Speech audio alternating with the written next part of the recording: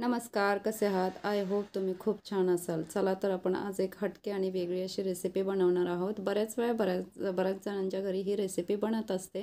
So थोडीशी ही हटके आहे आणि चवीला पण थोडीशी वेगळी लागणारी आहे. सो त्यासाठी मी कढई गॅसवर ठेवलेली आहे. त्याच्यामध्ये एक पळी तेल टाकलेलं आहे. त्याच्यानंतर एक कांदा बारीक चिरून मी तेलामध्ये टाकलेला आहे. तो थोडासा ब्राऊन असा फ्राय करून घेतलेला आहे. त्याच्यानंतर एक टोमॅटो बारीक चिरलेला आहे. ते टोमॅटोसुद्धा मी तेलामध्ये टाकलेलं आहे. आणि नंतर थोडंसं आपल्याला त्याच्यामध्ये एक मिरची घेतलेली आहे. ती मिरची बारीक करून त्याच्यामध्ये टाकलेले आहे. आणि थोडेसे भाजलेले शेंगदाणेसुद्धा मी त्याच्यात ॲड केलेले आहे. शेंगदाणे तुम्हाला कमी जास्त तुम्ही तुमच्या चवीनुसार ॲड करू शकता.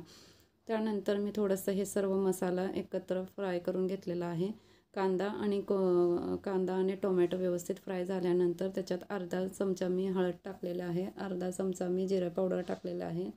अर्धा चमचा थोडंसं धना पावडर टाकलेलं आहे आणि थोडंसं गरम मसाला टाकलेला आहे.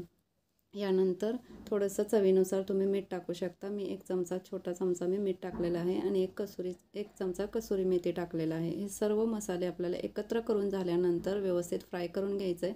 आणि चवीनुसार तुम्हाला मिरची पावडर ॲड करायची आहे. मी एक चमचा यामध्ये मिरची पावडर ॲड केलेली आहे. हे सर्व फ्राय झाल्यानंतर तुमच्या घरी जर आमचूर पावडर असेल तर ती पावडर तुम्हाला तुमच्या चवीनुसार ॲड करायची आहे. मी अर्धा चमचा याच्यामध्ये ॲड केलेले आहे. आणि थोडंसं लिंबू जर शिल्लक असेल तर लिंबूही तुम्ही ॲड करू शकता. स्किप केलं तरी चालू शकतं. मी याच्यामध्ये अर्धा लिंबाचा रस ॲड केलेला आहे. सो लिंबाच्या रसामुळे खूप टेस्ट खूप सुंदर अशी येणार आहे भाताला. त्यामुळे लिंबू असेल तर लिंबाचा रससुद्धा तुम्ही त्याच्यामध्ये ॲड करा. स्किप केलं तरी चालू शकता जर नसेल तर. आणि त्यानंतर थोडीशी कोथिंबीर मी ॲड केलेली आहे.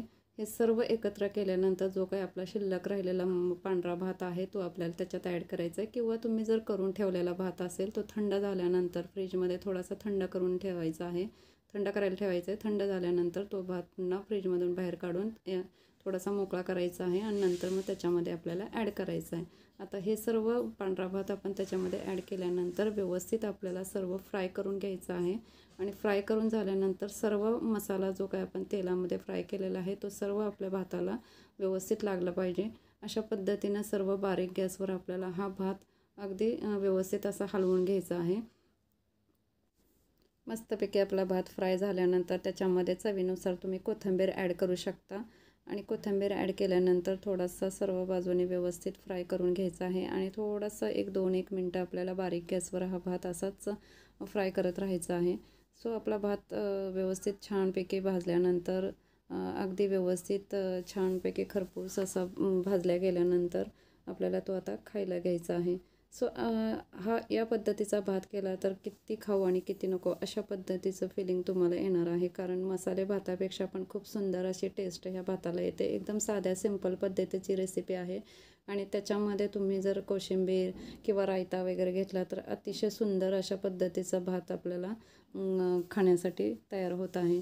सो याच्यावरून थोडीशी कोथिंबीर टाकून तुम्ही भात हा खायला घेऊ शकता. रेसिपी कशी वाटली लाईक करा, शेअर करा, सबस्क्राईब करा. धन्यवाद.